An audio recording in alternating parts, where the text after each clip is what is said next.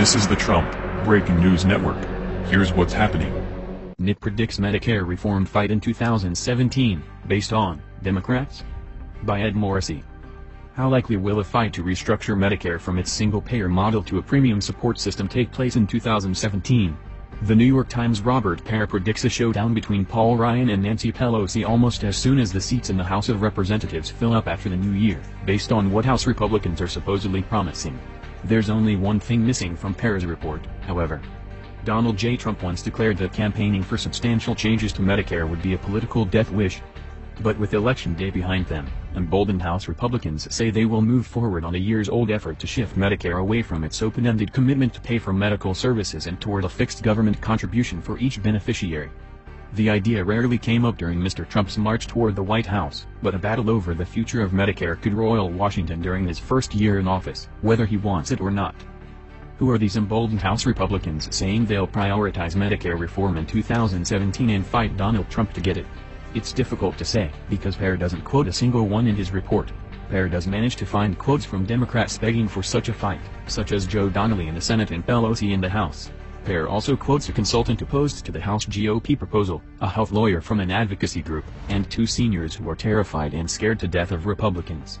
However, Pear oddly cannot find one emboldened Republican to quote. All Pear manages is a few verses of the Republicans say diddy. That's enough to make a sensible reader go HMMMMMM. Democrats would love Republicans to push forward on Medicare reform so they can spread the irrational terror and fear in order to rebound from yet another devastating electoral loss in which terror and fear didn't quite suffice. Pear seems to be wish-casting for that fight, too. Republicans may be able to claim mandates after this election on a few specific policies, Obamacare repeal, certainly, but Medicare reform isn't one of them.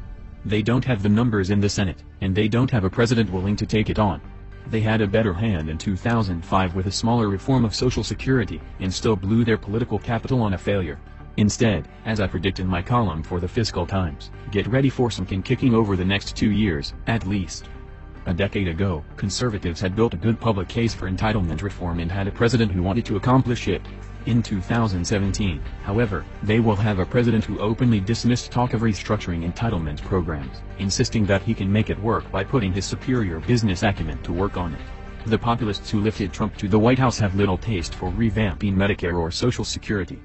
The Trump administration will spend its first months working on its campaign promises and other goals. If Trump does anything significant with Medicare, it's likely to be addressing the waste, fraud, and abuse that he and other politicians from both parties insist are the real problems in the entitlement system. Perhaps by the midterms in 2018, Trump will have learned that those issues only nibble at the edges of the coming debt nightmare of Medicare, and will be willing to act more boldly. By that time, Republicans have a fair chance of achieving a nearly filibuster-proof majority in the Senate that could push Democrats into a sense of fiscal reality as debt continues to spiral out of control. There are plenty of other issues on which fiscal conservatives and populists can find some common ground: regulatory reform, tax reform, rebuilding the military, and so on. With a 52-seat majority in the Senate, it's almost certain that Mitch McConnell would shelve a fight over a Medicare overhaul in favor of priorities that he could actually get through the upper chamber, and which interest Donald Trump. That's not to say that Medicare reform is dead. In fact, the need will get more acute, and the reality of the unfunded liabilities will make the single-payer crisis more clear in the years ahead. Until conservatives get more strength in the Senate and convince the president of the need to act boldly, though, there's no point in taking the political damage when nothing will come of it anyway.